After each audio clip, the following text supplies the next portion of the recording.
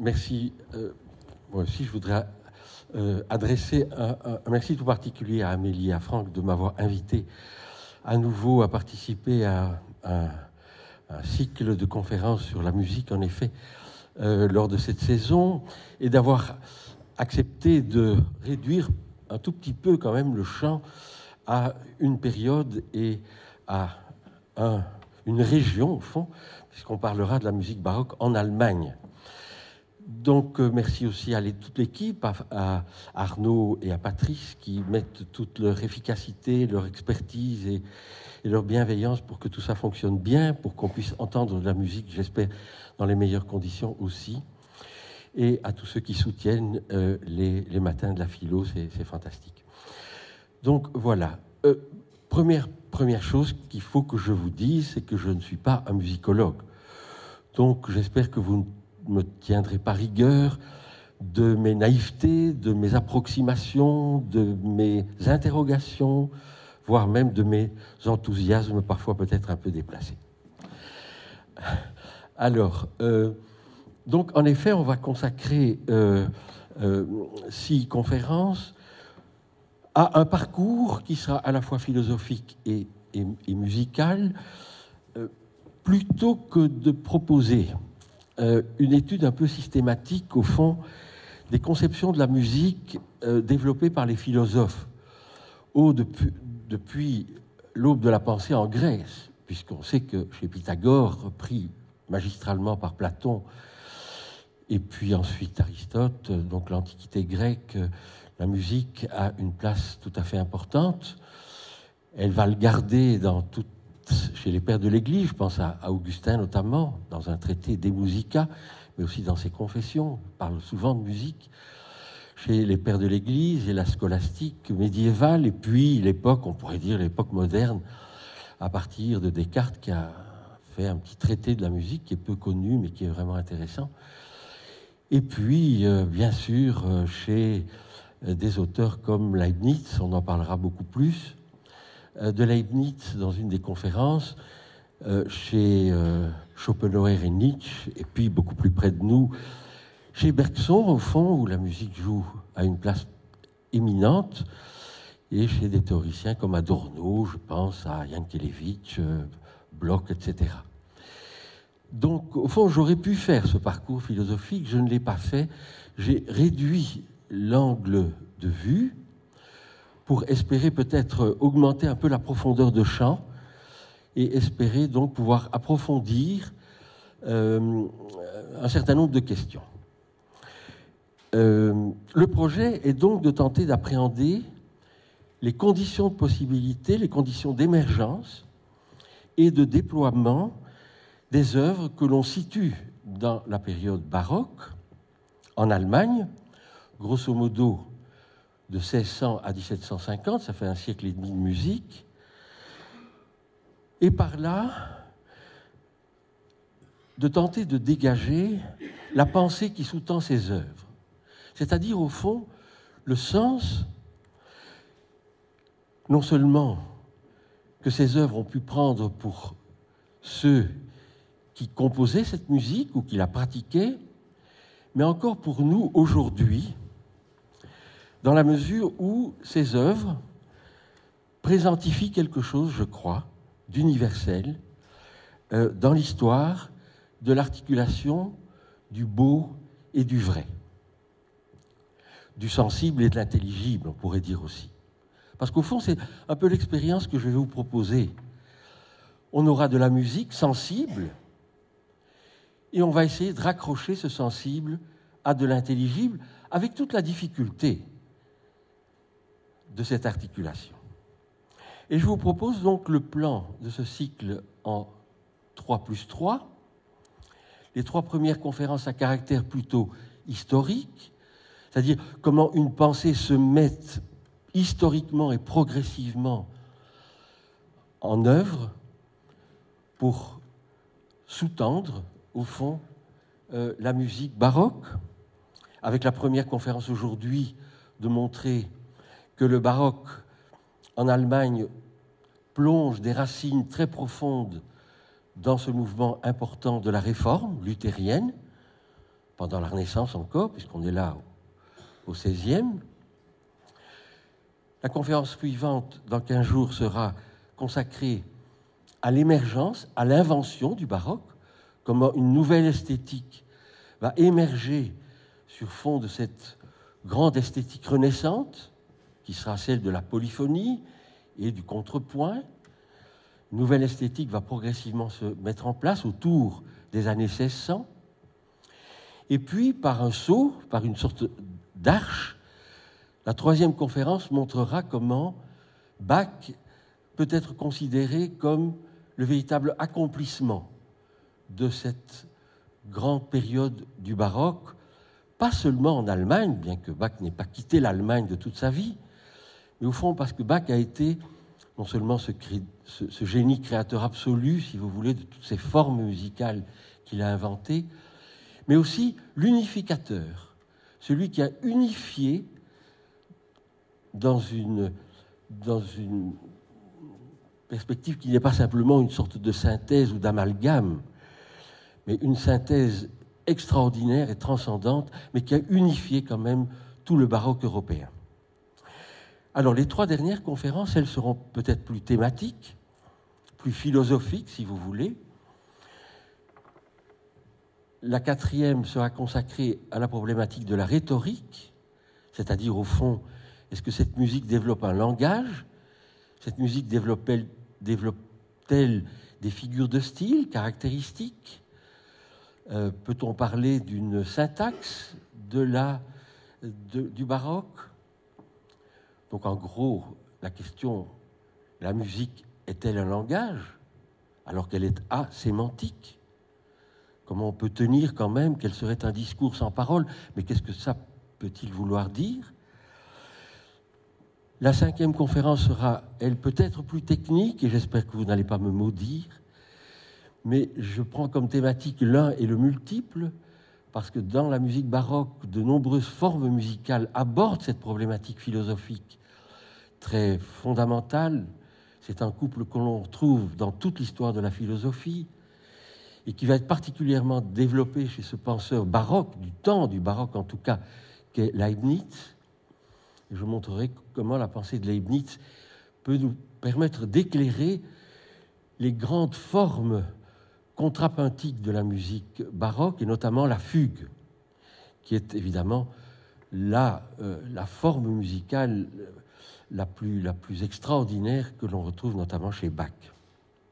Et la dernière, alors, dans la dernière conférence, je vais essayer de conclure en essayant de récupérer un peu le déficit philosophique que vous auriez pu peut-être ressentir, pour essayer de vous proposer quelques-unes des problématiques qui constitueraient une esthétique musicale, quelques-uns des grands points, si vous voulez, de ce qui pourrait être toujours autant d'interrogations pour moi, parce que je n'ai évidemment pas une synthèse et je n'ai pas la prétention de vous proposer une véritable esthétique musicale, mais peut-être un certain nombre de spots comme ça qu'on pourrait essayer de mettre en évidence.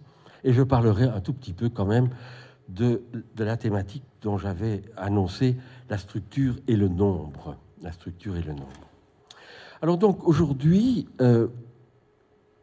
Martin Luther, théologie, philosophie et musique, abordait donc ces racines de cette esthétique baroque au sein de la Renaissance. La réforme luthérienne, à partir, en gros, du début du XVIe siècle, 1517, en Thuringe, dans la petite ville de Wittenberg, la naissance de ce mouvement qui va bouleverser, au fond, non seulement l'horizon de la chrétienté, mais aussi probablement l'horizon européen. On connaît toutes les réflexions, notamment de Max Weber, sur l'importance peut-être du protestantisme sur le développement du capitalisme en Europe. Donc c'est un mouvement vraiment important. 2 parties dans cette conférence, si vous voulez. Ce sera d'abord de vous donner quelques repères biographiques de la vie de Luther, et puis de développer un peu plus longuement Luther et la musique, l'invention de la musique luthérienne. J'essaierai de vous montrer comment Luther propose une conception théologique et philosophique, et c'est peut-être ça son originalité, que la contre-réforme après tentera aussi dans le monde catholique de redévelopper. Je crois que Luther là est un innovateur, d'avoir véritablement, peut-être la toute première est la pensée grégorienne, on ne va pas refaire toute cette histoire-là, mais je pense que Luther a cette grande innovation de proposer une pensée théologique et philosophique de la musique. Alors les repères biographiques, Luther ici représenté par un de ses grands supporters, on pourrait dire, qui est le grand peintre Lucas Cranach, contemporain de Luther et qui a fait de multiples tableaux de Luther lui-même. Donc on a la chance d'avoir des magnifiques œuvres de ce grand peintre et d'autres aussi, de Dürer notamment, vous en verrez. Donc Luther naît en Thuringe, à Eisleben, en 1483. C'est pratiquement 2 siècles avant Bach. Bach naît en Thuringe en 1685. C'est vraiment 2 siècles avant. Il fait ses classes de latin à Eisenach, je le souligne parce que c'est le village ou le petit bourg de naissance de Bach, et il fait ses classes de latin, Luther, à l'école Saint-Georges, où Bach, 2 siècles plus tard, suivra son enseignement primaire. Donc ça, c'est intéressant de voir cette liaison déjà des racines jusqu'à l'accomplissement dans la figure de Bach. Il entre à l'université en 1501 et il y fait une maîtrise en arts libéraux. Je veux simplement souligner qu'on sait aujourd'hui quel était le programme de l'enseignement musical donné dans cette université de Erfurt. Un très beau livre de Hubert Guicharus qui s'appelle « Les musiques de Bach » nous donne le détail de cette formation musicale que probablement Luther a reçue à l'université de Erfurt. Sa formation musicale est approfondie. Il reçoit des exposés théoriques sur les conceptions philosophiques de la Grèce antique, dans le cadre du quadrivium, si vous voulez, où la musique était articulée aux mathématiques, à l'arithmétique et à la géométrie et à la cosmologie de son époque. La musique faisait partie des sciences mathématiques, fait partie du trivium, qui sont les sciences humaines, comme la rhétorique, la grammaire, etc. La musique est articulée aux mathématiques, et Luther a cet enseignement-là. Il a aussi un enseignement des conceptions les plus modernes de son époque, notamment les traités du contrepoint, etc. Je ne développe pas trop. Concernant des aspects plus pratiques, on sait que Luther a appris le luth, il jouait du luth et de la flûte très probablement, et a appris le chant, notamment quand il est entré au couvent. Alors, je vous le dirai dans l'instant, il a beaucoup aimé et beaucoup pratiqué le chant grégorien. Il quitte l'université en 1505,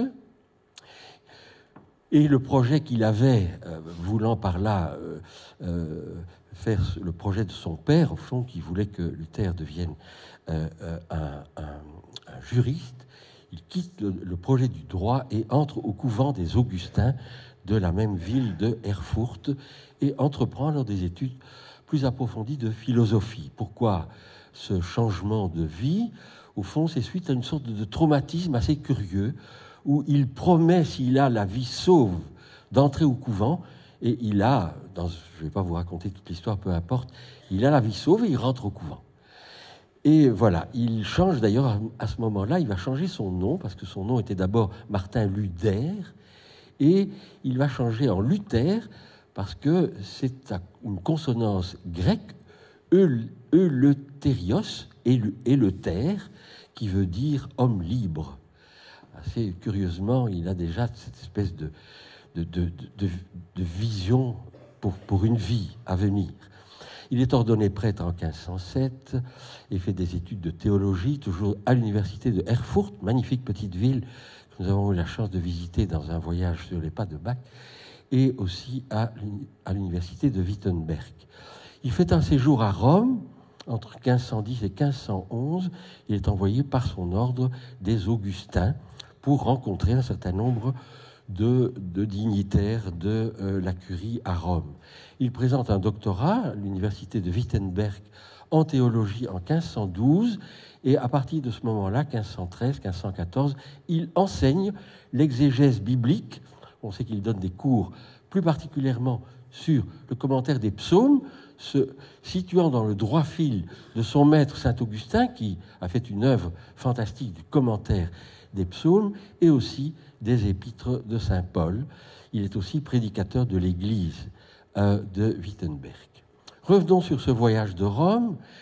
Au moment où Luther est à Rome, 1510-1511, c'est Jules II qui est le pontife, le souverain pontife, et c'est un prince de la Rovere. On l'a souvent appelé le pape soldat. Il passait, semble-t-il, plus de temps à cheval à la tête des troupes du Saint-Siège pour guerroyer un peu partout en Italie que dans les églises. C'est aussi un très grand mécène, on connaît le tombeau de Jules II.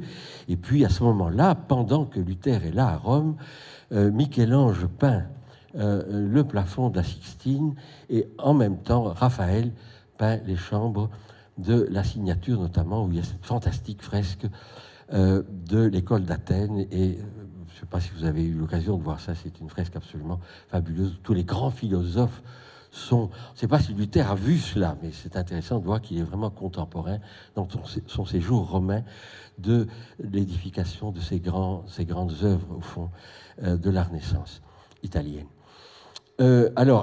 Commence à ce moment-là la vente des indulgences par Jules II, puisqu'il faut soutenir financièrement la reconstruction de la basilique Saint-Pierre, qui démarre en 1506 sous le pontificat de Jules II sur les plans de Bramante, et c'est une œuvre évidemment magnifique qui sera un sommet de l'art baroque, bien sûr.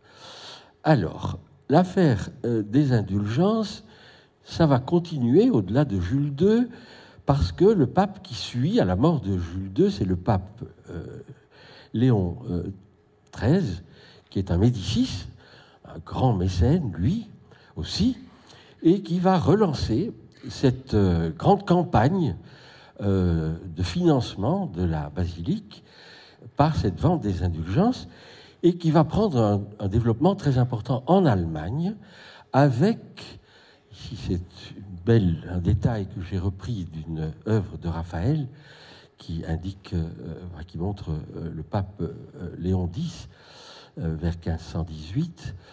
Et en Allemagne, c'est un dominicain, ce sont les dominicains qui prennent en charge cette vente des indulgences un peu partout, et également en Allemagne, avec ce fameux moine dominicain, qui fut aussi un moine inquisiteur, Tetzel, qui avait la mission de parcourir les campagnes, les bourgs et les villes d'Allemagne pour vendre les indulgences.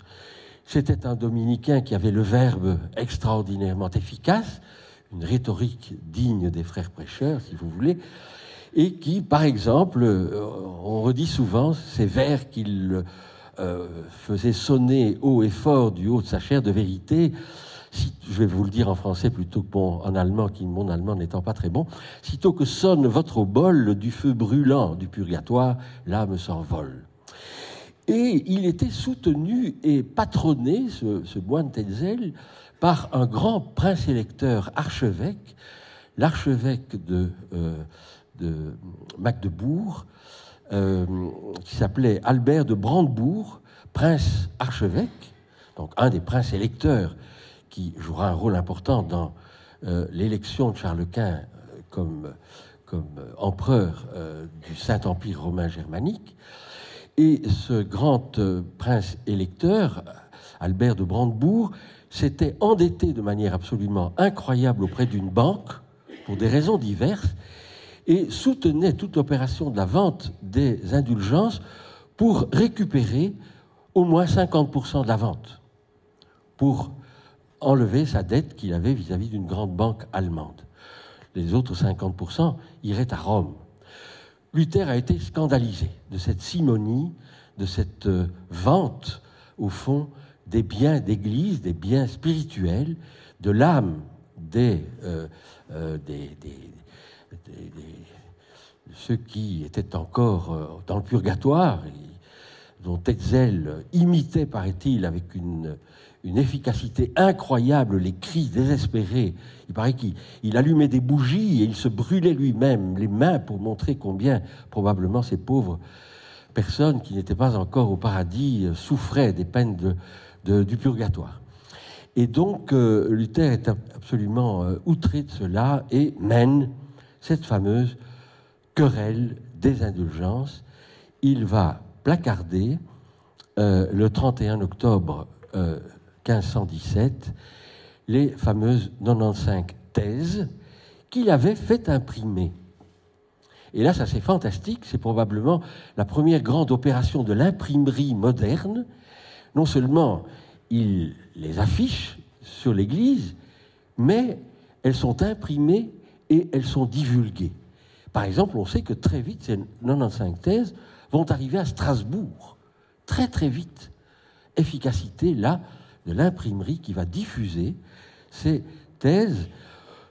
Ce ne sont pas véritablement des thèses, ce sont autant de petites phrases dont je vous mets ici quelques exemples. On ne va pas les lire toutes. Regardez la dernière, je pense que vous pouvez la lire. « Tout chrétien vraiment contrit a droit à la rémission entière de la peine et du péché, même sans lettre d'indulgence. » Ou bien, il dira « Ils sont éternellement damnés avec ceux qui les enseignent, ceux qui pensent que des lettres d'indulgence leur assurent le salut. » Quand on parcourt ces 95 thèses, c'est à peu près toujours cette rengaine qui dit « C'est insupportable de voir cette déviance inadmissible, au fond, de la foi et de l'engagement catholique. » Il y a toute une période, je passe assez vite parce que sinon ce serait trop long, il sera excommunié par 2 bulles papales, édictées par le pape Léon XIII, la première en 1520, la seconde en 1521. Luther va prendre ça avec une violence, parce que Luther était un homme de sang, une violence incroyable. Il va tout simplement les brûler en public, les bulles papales, il va les brûler. Donc il ne les prend pas en compte, et il va être convoqué par Charles Quint, qui vient d'être élu empereur. Il a 20 ans, 19 ans. Il est élu en 1519, ou en 20, je ne sais plus, peu importe. Il est catholique, bien sûr, pratiquant. Et ça l'intéresse, cette affaire. Et il convoque Luther, avec des théologiens, espérant que Luther se rétracte. Et Luther, dans une grande discussion, dont on a encore les minutes presque, il va ne pas se rétracter, dire « voilà, je maintiens ». Et il sera, par la conclusion de la diète de Worms, dans la petite ville de Worms s'était tenue cette diète d'Empire, il va être banni en 1521 par Charles Quint. À ce moment-là, il est en grand danger de mort, puisque excommunié et banni, il peut être tué à tout moment. Il quitte Worms avec un sauf-conduit qui le met à peu près, mais pendant quelques jours seulement, à la protection, si vous voulez, mais il est vraiment en danger. Il repasse par la Thuringe, notamment par Eisenach, où il a des parents. Et là, il y a cet événement.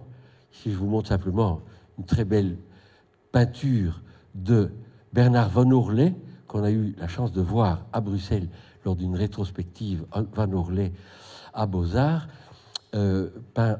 C'est Charles Quint, jeune Charles Quint, à 22 ans ici, peint par Bernard Van Oorlay, le peintre de la cour de Charles Quint. Donc, il va faire l'objet, en 1521, donc, de retour de Worms, Luther, il va faire l'objet d'un pseudo-enlèvement par un personnage assez incroyable qui s'appelle Frédéric III le Sage, et qui lui aussi est un grand personnage, qui est un prince électeur de Saxe, qui a eu une influence très importante dans l'Empire romain germanique, du temps du grand-père déjà de Charles Quint, à savoir Maximilien Ier, était l'empereur à ce moment-là, à Habsbourg, comme Charles Quint d'ailleurs, bien sûr.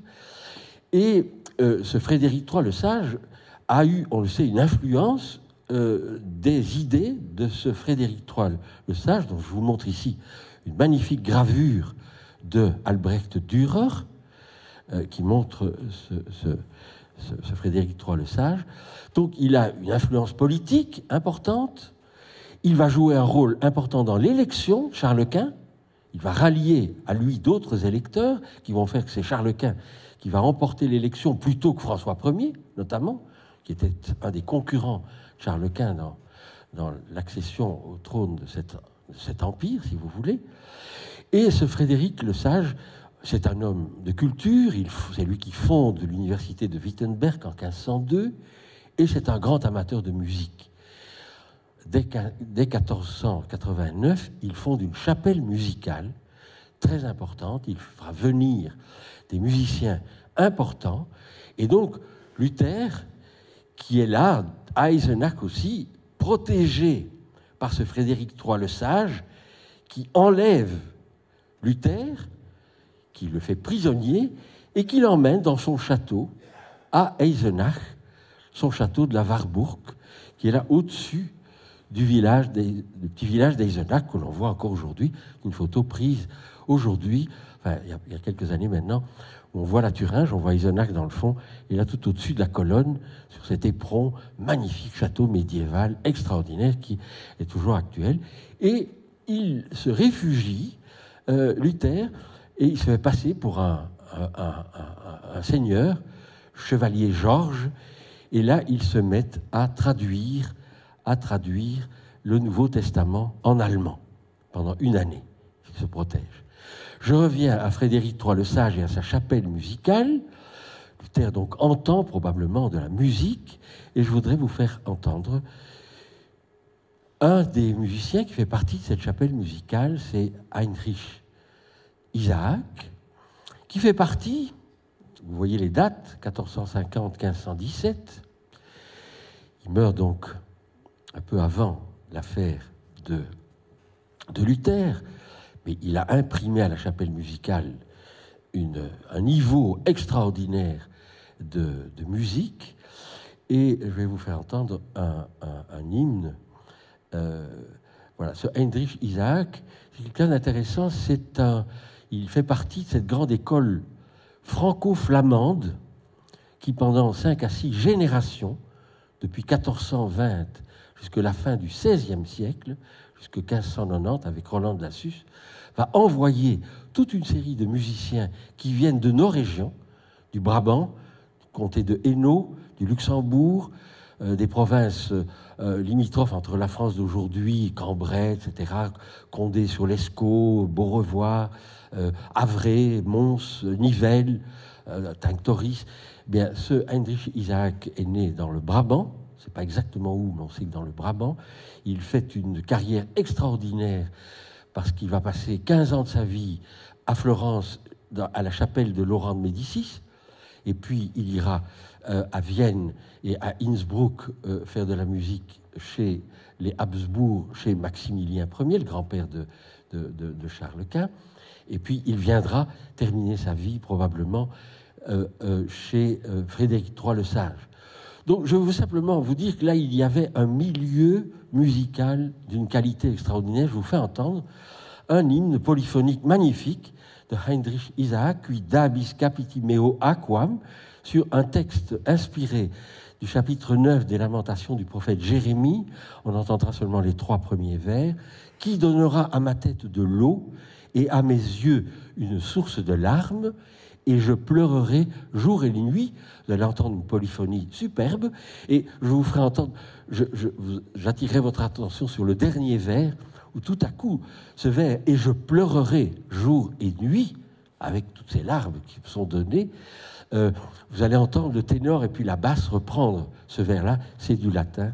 Je vais essayer de vous le faire entendre maintenant. Voilà, par la Capilla Flamenca. Est-ce que vous l'entendez? Pardon, je voulais faire aller plus fort et vous voyez, je suis...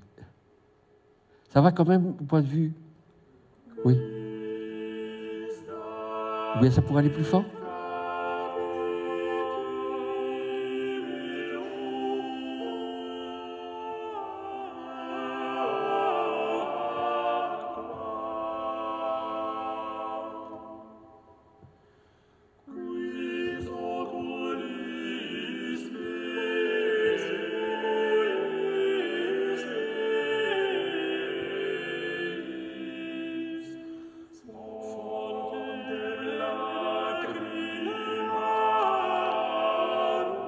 C'était le ténor maintenant.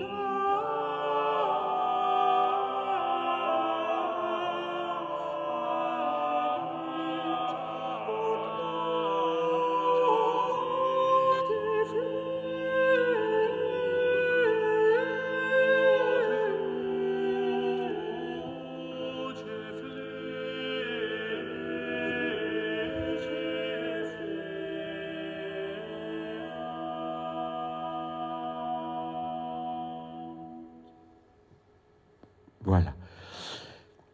Alors, Luther, à partir de 1522, donc il va quitter la Warburg, il revient à Wittenberg et il va avoir alors une œuvre. Il prêchera. Wittenberg va très vite et un certain nombre de princes, au-delà de Frédéric III le Sage, qui va très vite se convertir, si vous voulez, qui va devenir un soutien important de Luther et de la Réforme. Frédéric le Sage va confédérer autour de lui toute une série de princes qui vont soutenir ce grand mouvement de la Réformation en Allemagne. Il se marie en 1525 et en 1530, il va essayer de reprendre contact avec les autorités, avec Charles Quint, et au cours d'une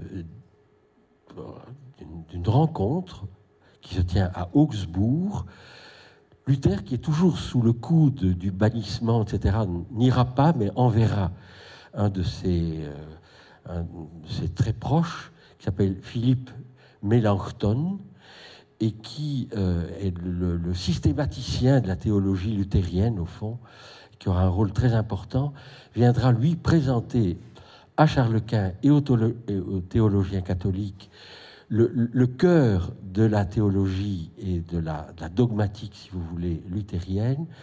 Et malheureusement, cela sera refusé de nouveau par les théologiens et par Charles Quint. Peut-être qu'on peut résumer, je ne suis pas théologien, mais j'ai essayé de vous résumer en quelques mots cette confession d'Augsbourg, ce qui a été présenté comme les fondamentaux de cette réforme. Et Luther ne voulait pas un schisme, il ne voulait pas une nouvelle église, une troisième grande église après le schisme de l'orthodoxie, etc. Il voulait simplement une rénovation de l'esprit de l'église. Voilà. Donc le cœur de cette dogmatique, on peut résumer, c'est très classique ce que je vais vous dire là, par les trois grands ou les quatre grands sola. Sola scriptura, sola gratia, sola fide et soli deo gratia. Alors, sola scriptura, c'est simplement l'autorité, ça n'est pas le pape, ça n'est pas les évêques, ça n'est pas les prêtres, ce ne sont pas des personnes, ce n'est même pas l'Église. L'autorité, c'est l'Écriture. C'est les Saintes Écritures où c'est déposé, où se sont déposées la parole, la révélation. C'est ça qui doit faire autorité. Sola scriptura. Et donc, Luther va continuellement attaquer politiquement même le pouvoir de l'Église. Sola fide, par la foi seule et pas par les œuvres. Pas par ma volonté, pas par les œuvres que je voudrais mettre en place, mais par la foi, par la confiance et l'engagement. Luther dit que tout a basculé chez lui quand il lisait dans l'Épître aux Romains cette petite phrase « Le chrétien sera justifié et je serai justifié », dit saint Paul, « je serai justifié, sauvé par la foi ». C'est la foi qui me sauve, c'est l'engagement, c'est ce moment de bascule qui dit « hop, je m'engage et je fais confiance, je crois ». La foi, sola fide, par la foi seule. Mais la foi qui est une grâce, sola gratia, qui est un don de l'Esprit, un don de Dieu. Et ensuite, soli deo gratia, c'est important parce que Bach va presque signer toutes les œuvres, tous les manuscrits autographes que l'on a de Bach qui sont signés SDG, soli deo gratia, seul à Dieu la gloire. Cette critique de la hiérarchie des évêques, des prêtres, etc., cette critique va amener Luther à cette grande idée d'une sorte d'horizontalité. fond, c'est une critique de la verticalité, hein, c'est pas de la démocratie, mais c'est presque ça quand même, en disant, eh bien, il y a maintenant, il faut penser le sacerdoce universel. Tous les chrétiens sont des prêtres. Tous les chrétiens doivent être capables de porter le message évangélique, de l'interpréter et donc de le comprendre. D'où l'importance que tout ça ne soit pas du latin. Et donc, il va passer énormément de son temps à traduire en allemand non seulement l'Évangile, les épîtres, etc., mais l'ensemble de la Bible, avec un ensemble autour de lui de philologues. C'est à ce moment-là, d'ailleurs, qu'à Louvain est initié le Collège des trois langues, en 1519, 1518, trois langues, hébreu, grec et latin. Luther, c'est ce qu'il fait. La Bible, il reprend le texte hébreu, le texte grec des Septante et le texte latin de la Vulgate de Saint Jérôme. À partir de ces trois textes, il retravaille en allemand et, semble-t-il, c'est une langue extraordinairement belle. C'est une langue, la langue de la Bible luthérienne va unifier l'allemand et sera très très importante au fond. D'autant que l'imprimerie fera son office et que très vite, les Bibles de Luther vont être imprimées et vont être à la disposition des personnes. Un petit point simplement, trois sacrements sur les 7, baptême, Eucharistie et pénitence.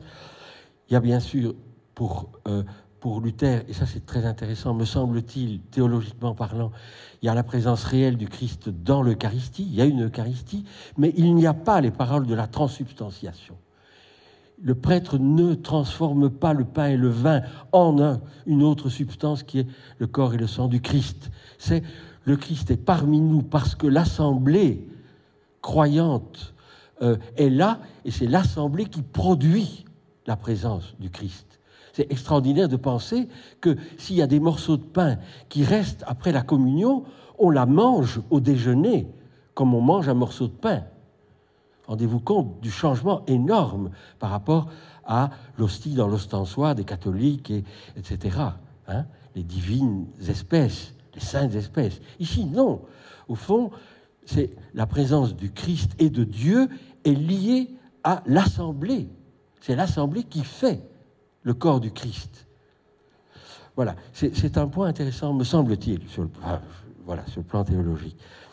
Alors, pour Franck aussi, c'est intéressant, et pour Philippe, là, la messe, le culte, est expurgé, au fond, de tout élément sacrificiel. Luther dit bien, le Saint-Sacrement n'a pas été institué pour que l'on en fasse un sacrifice expiatoire. Parce que, dit Luther, ce sacrifice a déjà été consommé sur la croix. La messe est l'endroit où on réveille sa foi, dans la grâce qui est accordée par le Saint-Esprit. Le culte des saints est rejeté par Luther, les images et les reliques disparaîtront des églises.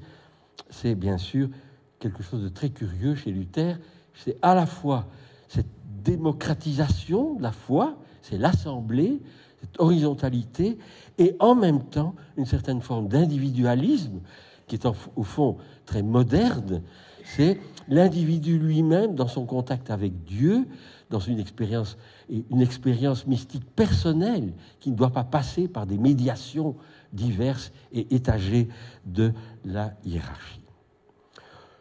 Le reste, c'est un beau tableau ici de nouveau de Lucas Cranach qui montre Luther ici. Vous voyez, c'est quelques années avant sa mort, c'est peint en 1543, Luther meurt en 1546. Luther est là, c'est le fils de Frédéric III le Sage, qui s'appelle Jean-Frédéric le Magnanime, qui était de nouveau un prince électeur de Saxe, donc un personnage important.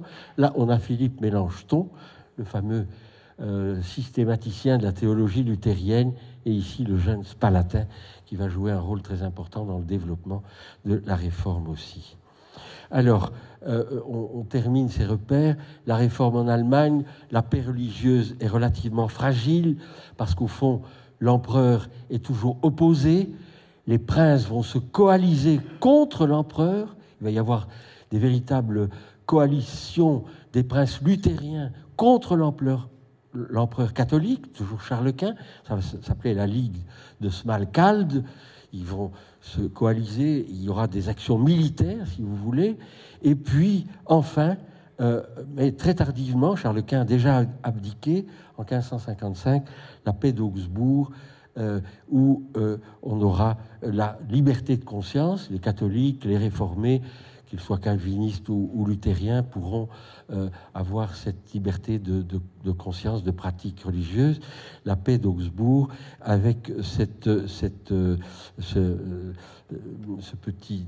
petite phrase qui dit « Cuius regio eius religio », tel prince, telle religion, mais avec une grande liberté, qui fera par exemple que Bach, à un moment donné, il ira chez un prince, il sera dans la cour du prince Léopold d'Anhalt-Köthen, à Köthen, qui était un prince calviniste, mais Bach pouvait être un luthérien, il y avait une église luthérienne aussi bien qu'une église calviniste. Donc il y avait à l'époque une grande tolérance, au fond, hein, une tolérance qui va bien sûr être détruite, on le sait, à partir de la guerre de 30 ans, mais ça c'est 1618, la guerre de 30 ans, qui serait une grande guerre de religion. Voilà. Alors, il est temps maintenant d'aller vers... Oui, simplement, la réforme va être suivie de la contre-réforme et du Concile de Trente, qui va être convoqué par ce grand pape qui est Paul III, qui est Alexandre Farnèse, qui aura beaucoup de peine à convoquer ce Concile de Trente et qui va durer 20 ans.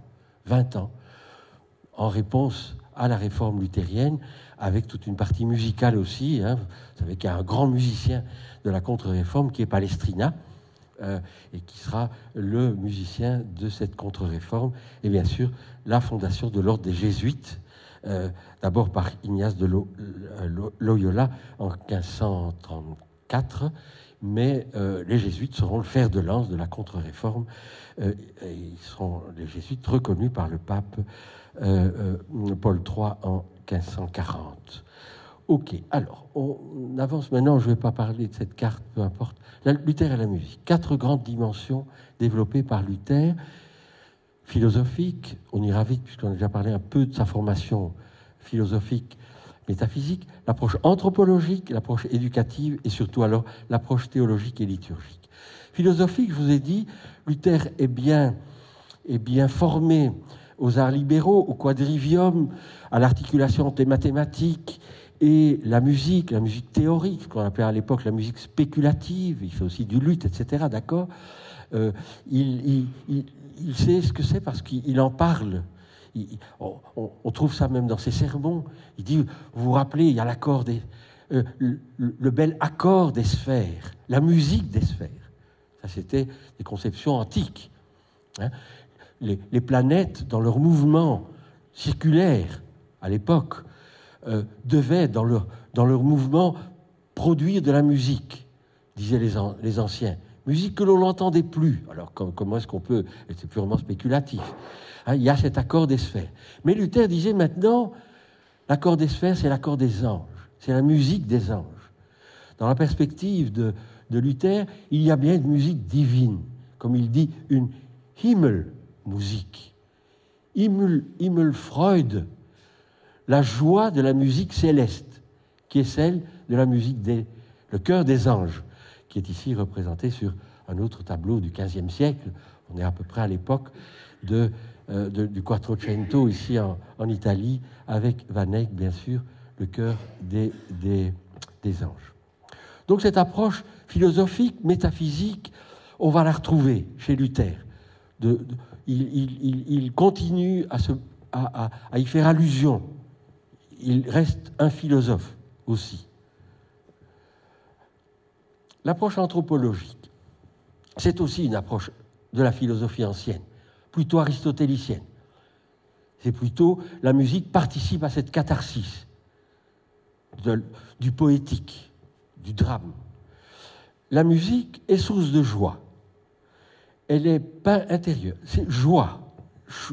La joie, pas seulement le bonheur ou pas seulement le plaisir, mais une véritable joie. Joie profonde, paix intérieure et soulagement de l'homme affligé. Dans les textes de Luther, on trouve souvent la référence au livre de Samuel et au roi David, bien sûr les psaumes de David et les commentaires qu'il en fait. Le jeune berger qui, avec sa cithare, Et sa musique peut soulager la mélancolie, l'esprit mauvais qui était tombé sur le roi Saül. Et on trouve d'ailleurs dans le livre de Samuel, là, l'esprit du Seigneur s'était retiré de Saül et un esprit mauvais venu du Seigneur le tourmentait. Et pour Luther, l'esprit mauvais, la mélancolie, la dépression, l'esprit de tristesse est un esprit mauvais qui vient du diable, qui vient du diabolus, si vous voulez. Il y a la musique divine et il y a peut-être, il pourrait aussi y avoir une musique diabolique. Il y a d'ailleurs un chapitre dans le bouquin de Hubert Kicharus qui s'appelle Diabolus in Musica aussi, chez Luther. Il y a une musique qui pourrait être diabolique. Car, écrit Luther, si l'on veut rendre la joie à ceux qui sont tristes, que trouvera-t-on de plus efficace? De la musique. Dürer, magnifique gravure de la mélancolie, trouble profond de l'âme humaine. Et je voudrais vous faire entendre une musique qui me touche toujours beaucoup. Si je suis déprimé, ça n'arrive pas souvent, je suis déprimé, quand je ne suis pas déprimé, j'écoute quand même ce début de la cantate BWV 82, Ich habe genug, qui est extraordinaire, c'est le cantique de Siméon. Et Siméon, c'est fantastique parce que pour moi, c'est une figure socratique. Je me rappelle dans une de mes interventions, quand j'ai parlé de neurosciences et philosophie, j'avais relu le Phédon, grand dialogue qui précède tout juste la prise de la ciguë et donc la mort de Socrate. Socrate est au seuil de sa mort. Et il est d'une sérénité incroyable. Tous ses disciples sont là. Sa femme, il faut la sortir tellement elle fait du bruit parce qu'elle hurle de douleur. Xantippe, vous vous rappelez? Et puis ils sont tous troublés, c'est pas possible. Et il est d'une sérénité extraordinaire. Il parle de la musique. Il dit qu'il faut faire de la flûte, qu'il entend toujours qu'il faut faire de la musique, etc. Et de toute façon, la mort n'est qu'un passage et qu'il va au paradis des idées. Il est d'une sérénité extraordinaire.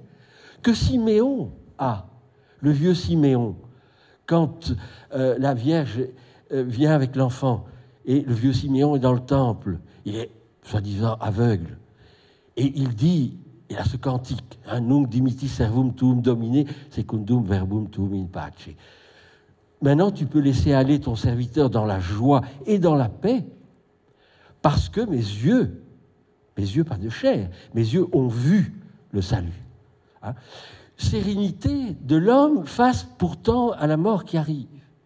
Ich habe genug, c'est pas j'en ai assez, c'est je suis comblé, je suis heureux.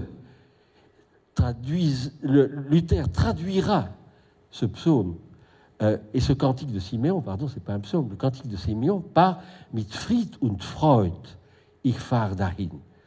Dans la paix et dans la joie, je peux m'en aller. Je vous fais entendre par Philippe Herweg avec, vous allez l'entendre, parce que ça dit déjà quelque chose que je redévelopperai plus tard, le hautbois. Le hautbois chez Bach, c'est un symbole de cette sérénité, même si c'est sur fond, au fond, quand même, de notre angoisse de mort, de notre finitude, de savoir, voilà. Et si tout ça, quand même, voilà. Le hautbois est là, à la fois comme porteur et comme souffle de cette espérance, et aussi quand même de cela qui fait le fond de notre finitude. Je vous fais entendre ça par le groupe de Herweg au début, jusqu'à ce que Peter Coy, la grande basse, entonne le Ich habe genug. Attendez, parce que ici, je dois faire ça correctement. Vous entendez? Vous entendez le hautbois?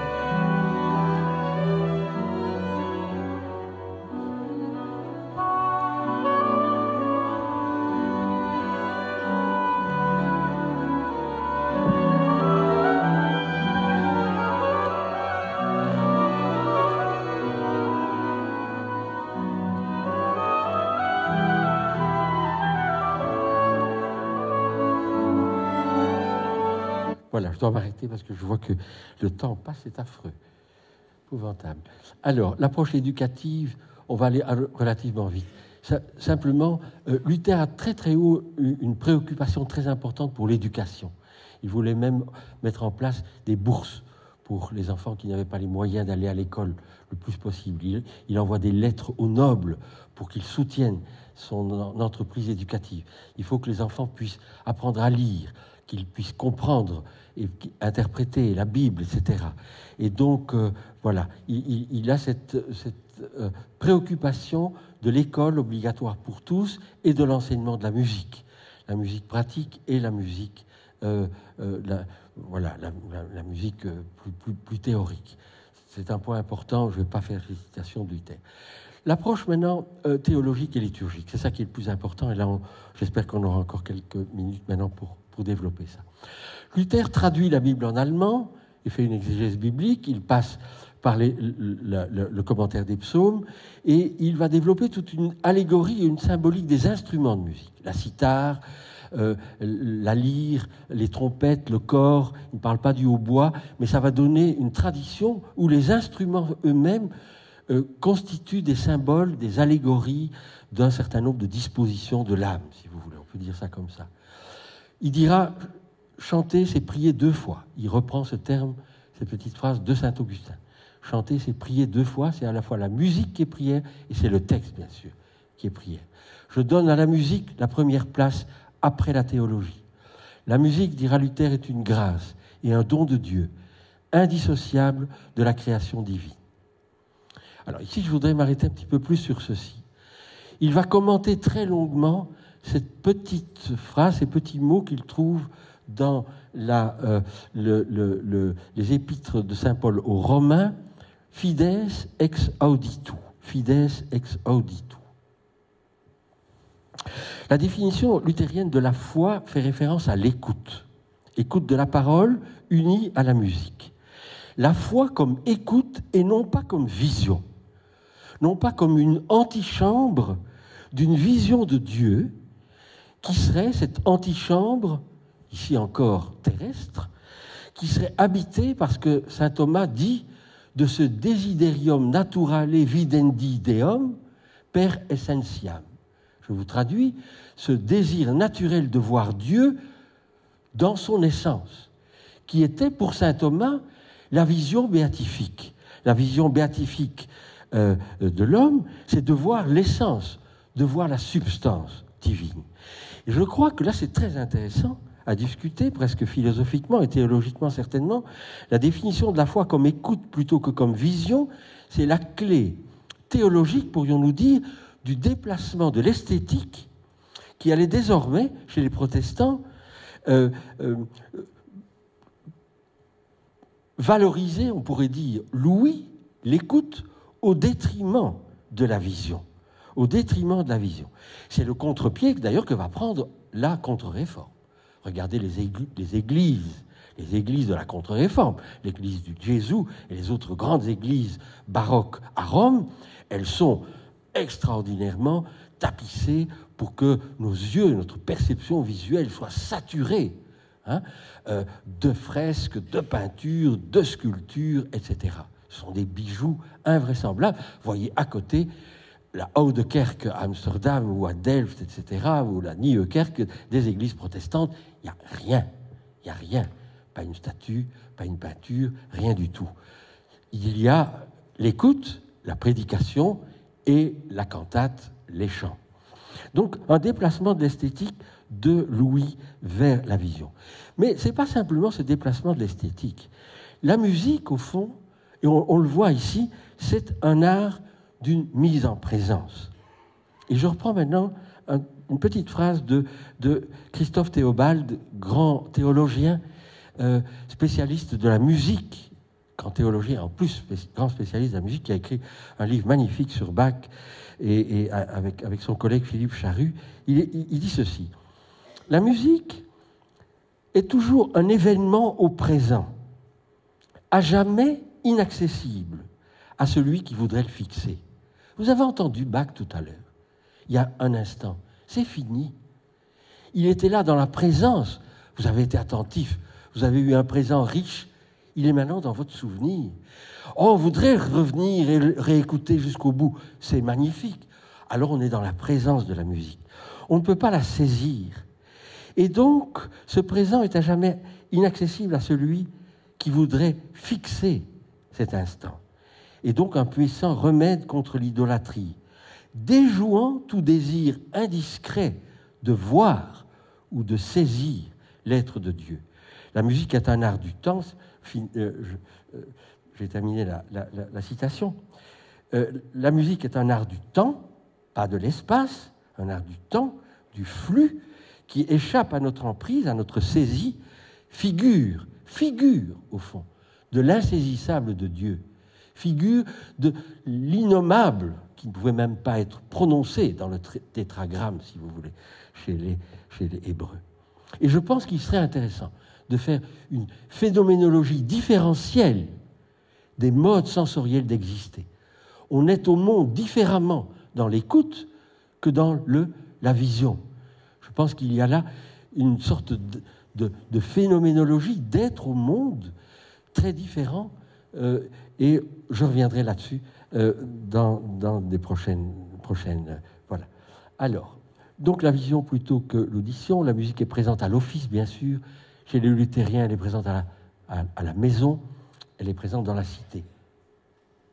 Alors, le choral. Luther va inventer le choral. Il va dire on ne peut plus uniquement faire du chant grégorien, même si le chant grégorien est admirable. Le chant grégorien, on ne peut pas mobiliser une assemblée avec le chant grégorien. C'est beaucoup trop difficile à chanter. Le cantique doit d'abord être non pas en latin, mais en langue allemande, en langue vernaculaire. Il doit être d'une grande simplicité. Il doit être mémorisable. Ça doit être une musique simple, avec un impératif, une syllabe, une note. Vous allez entendre, par exemple, Jesu meine Freude.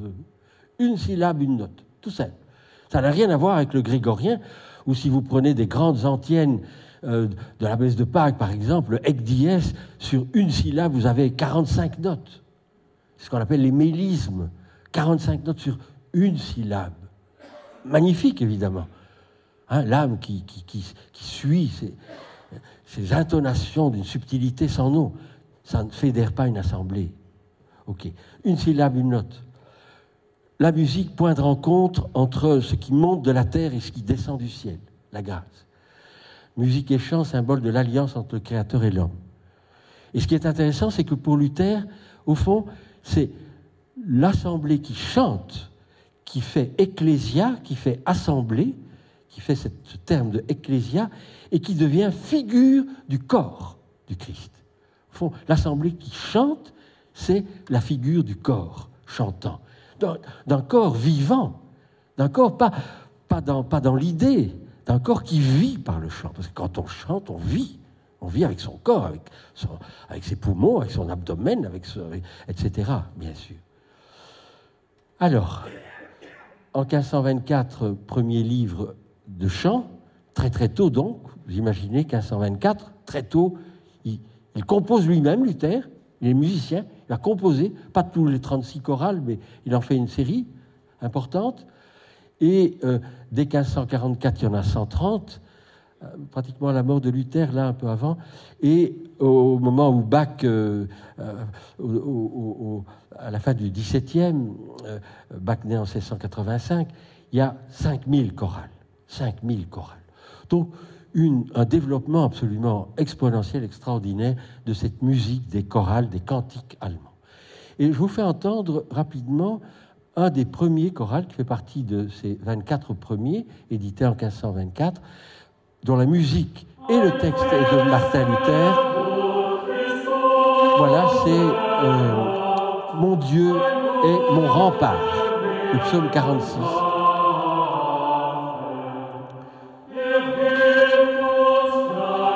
C'est un autographe de Luther et vous pouvez suivre ici la partition.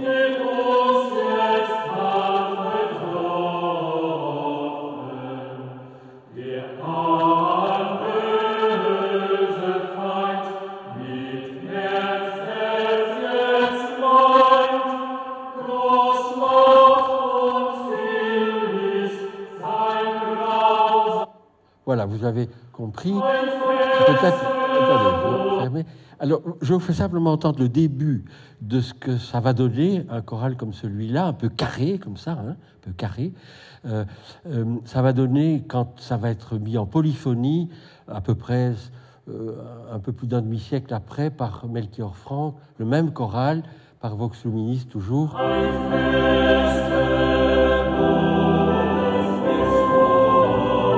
Le petit chœur, là, peut soutenir l'assemblée qui continue à chanter avec ici 4 voix magnifiquement harmonisées par Melchior Franck. Voilà. Alors, les compositeurs les plus proches, c'est Johann Walter et Ludwig Sempfel, qui sont 2 grands compositeurs qui vont accompagner Luther pendant toute sa vie pour composer des chorales, pour composer de la musique. Ça restera des compositeurs de la Renaissance, de la polyphonie. Je vous fais entendre simplement ce Johann Walter, qui compose des chorales, comme ceux que vous avez entendus ici, mais qui est capable de composer sur des textes de Luther, notamment le Credo, ici, le Credo, une polyphonie magnifique de type renaissante. Johann Walter dans Wir glauben, nous croyons. Pour Luther, c'est pas je crois, c'est pas credo. En allemand, c'est nous, wir glauben, nous croyons en un seul Dieu, par Vox Luminis, ici, un début. Vous allez voir, ça c'est un des accompagnateurs de Luther. Imaginez la qualité de la polyphonie qui entoure encore Martin Luther, cette musique de la Renaissance.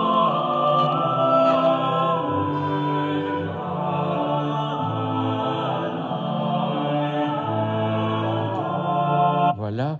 Alors, je vous fais entendre peut-être de Ludwig Sempfel quelque chose qui est un petit peu plus amusant pour dire que tous ces compositeurs ne laissent pas uniquement branchés sur de la musique religieuse, de la musique austère, etc. Écoutez ici le carillon de la cathédrale de Speyer, das Glaubt der Speyer, c'est-à-dire le carillon de Speyer par le groupe fantastique des King Singers anglais. L'imitation de ce carillon qui est absolument extraordinaire. Écoutez.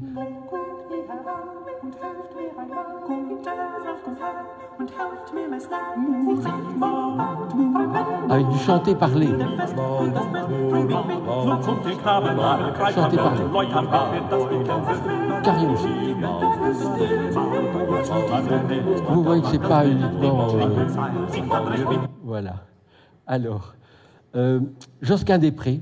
Josquin des Prés qui précède.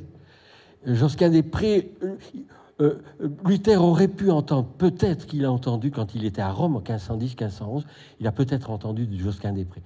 Josquin des Prés fait partie, bien sûr, de cette grande école franco-flamande, qui est probablement le plus grand compositeur de la Renaissance complète. Il a presque fait toute sa carrière en Italie.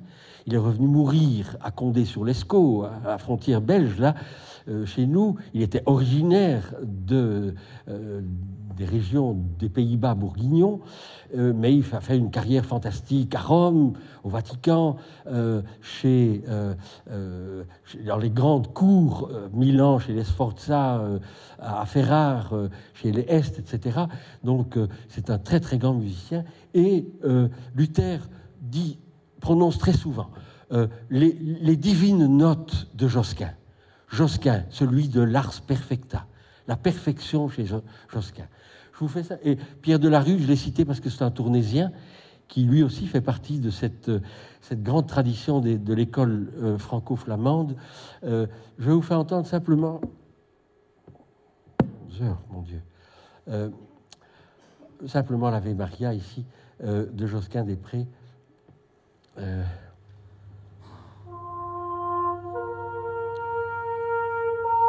C'est un contrepoint. C'est une première voix, deuxième voix, troisième voix, quatrième voix. Les 4 voix se présentent successivement dans un polyphonie contrapointée, comme on dit, où évidemment chaque voix dit quelque chose de différent, puisqu'elles sont en décalage, ce qui brouille le texte, et qui est une musique extraordinairement belle, au sommet de la polyphonie avec les contrepoints.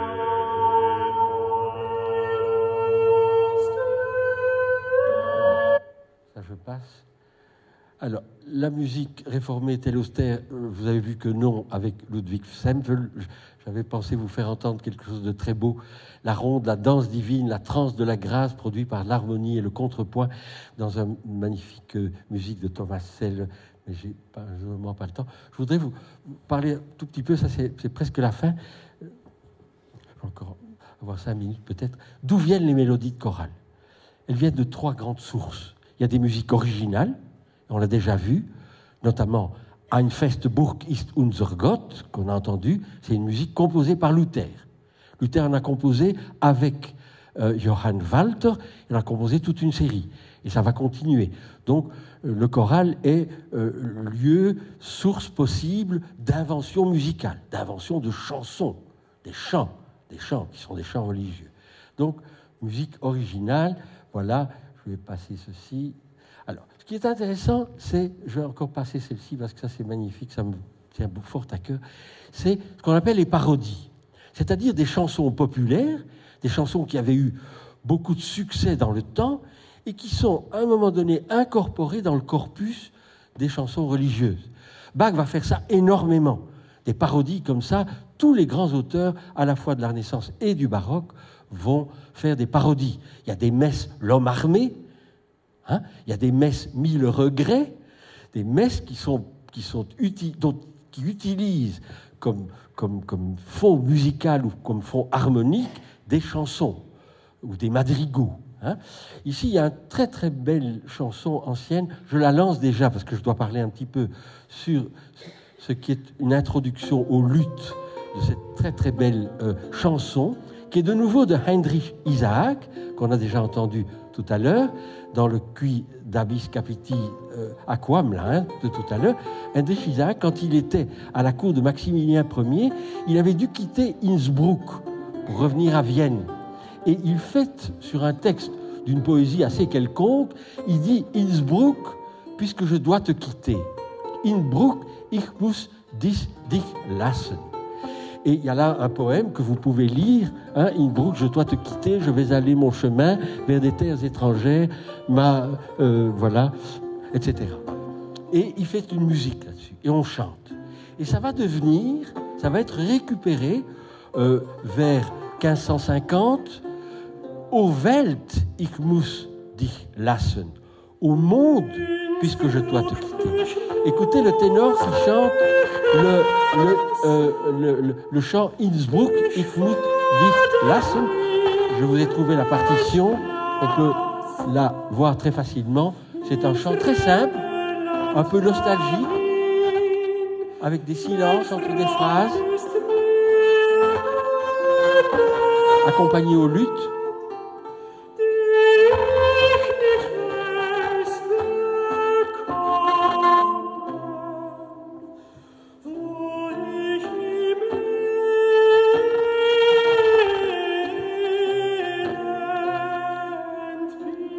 Voilà.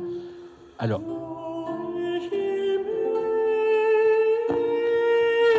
voilà. Alors, je vous fais entendre maintenant au Welt. Ça devient un chant religieux. Au monde, je dois te quitter. Dramatique, évidemment. Je voyage d'ici le long de mon chemin vers la patrie éternelle, j'espère. Je veux abandonner mon esprit, c'est mon corps et ma vie que je mets dans la main miséricorde de Dieu. Voilà le poème. Au Welt, ich muss dich lassen. Bach l'a utilisé dans ses cantates, on le retrouve. Voilà. Je voudrais le faire entendre et qui m'émeut énormément, par Johannes Brahms. L'année de sa mort, après sa mort, 1897, Brahms était un organiste, non seulement un grand pianiste, grand compositeur, romantique évidemment, aboutissement du romantique. On trouve dans ses papiers 11 partitas de chorale, parmi lesquelles Au Welt, ich muss dich lassen, qu'il compose probablement juste avant de mourir.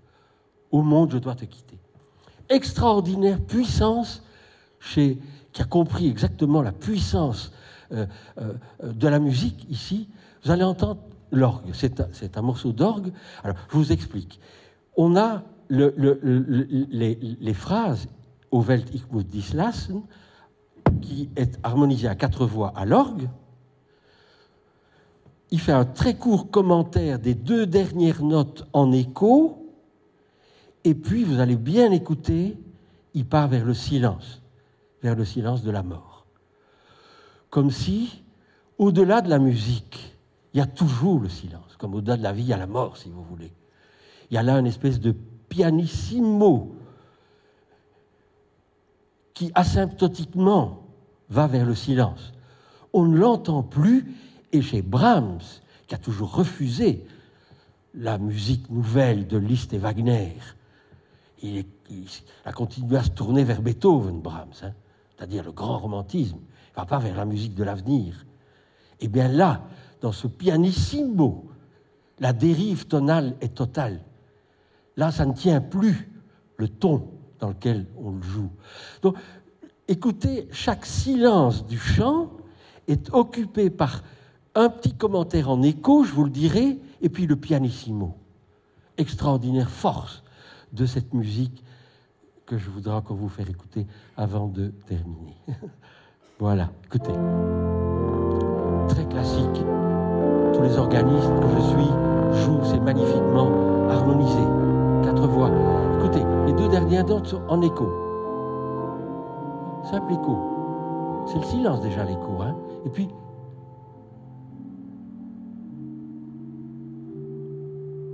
vous l'avez entendu quand même un peu? Je vais faire un peu plus fort. Pardon. L'écho. Pianissimo. Qui devient complètement atonal. Le plus dans le ton. Quand un musicien quitte le ton, on va le voir chez Bach, l'angoisse est là. Et l'angoisse notamment de la mort, au fond.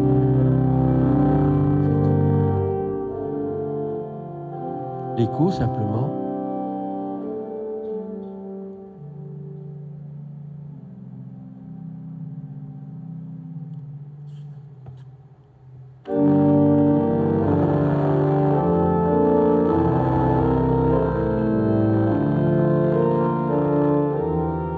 Encore une fois, je vous fais entendre.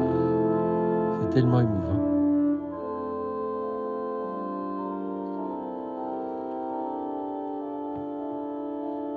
Voilà. Et en laissant parler, je vous dis, j'ai trouvé chez Yankelevitch, dans ce très beau livre qui s'appelle « La musique est l'ineffable », cette petite phrase qui va très bien avec ceci. La musique s'approche asymptotiquement de cette limite extrême, au-delà de laquelle il y a le silence, glissement, presque silencieux, d'une musique presque atonale. Fin de citation. Moi je dis ici, pianissimo, infinitésimal, de ce moment de passage au fond de la vie vers la mort, dit ici en musique.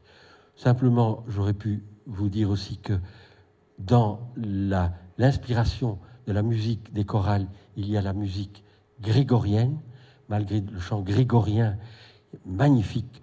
Je vois qu'on ne m'a pas encore mis à la porte, alors je vais quand même y aller d'un petit moment de grégorien superbe par les abbayes de Kergonan, solemne, c'est solemne ici, au point de vue interprétation sur un très très bel hymne grégorien qui est le Veni Redemptor Gentium.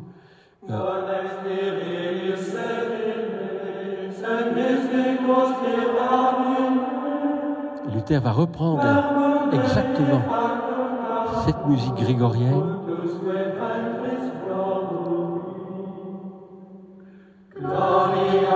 Les 2 chœurs, les moines et les moniales. Vous voyez, pour ceux qui peuvent suivre, là il y a une partition. Et Luther va donner ceci. Attendez, je vais le fermer, c'est un peu compliqué. Je l'ai là maintenant. Regardez ce que Luther fait, c'est « Viens maintenant, sauveur des païens ». Toutes les notes y sont pratiquement, écoutez comme c'est carré.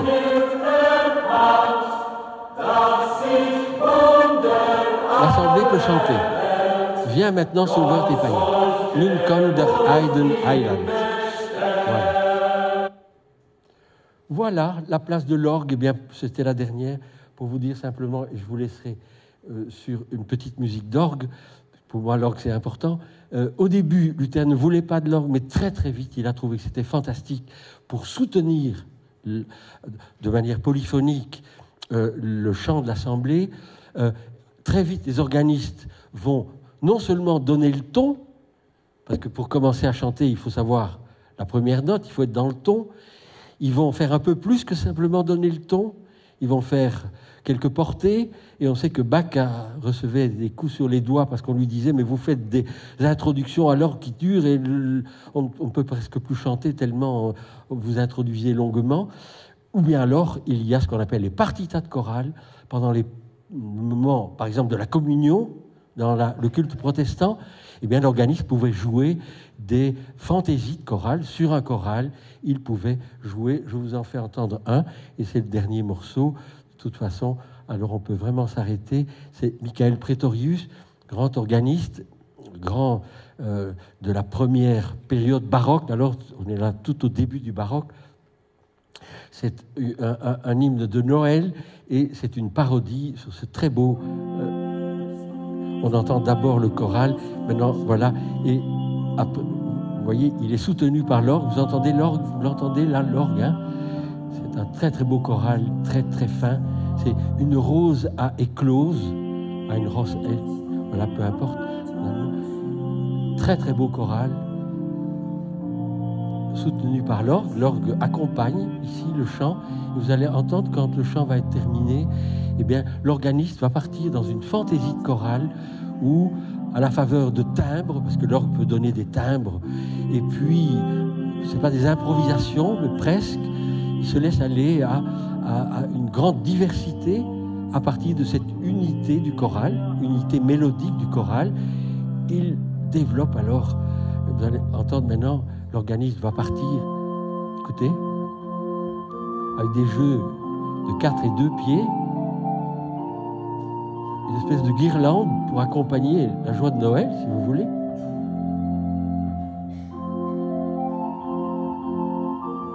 Et ça va être la grande tradition pour tout le baroque, tout ce siècle et demi de musique. L'orgue va, et les partitas de chorale, on va revenir dans la cinquième conférence, je vais faire beaucoup entendre ces grandes partitas de chorale chez Bach et chez d'autres grands organistes, et l'extraordinaire créativité alors qu'ils peuvent avoir à partir de l'unité mélodique du choral. Voilà, je vous remercie beaucoup pour votre attention et je m'excuse d'avoir été si long.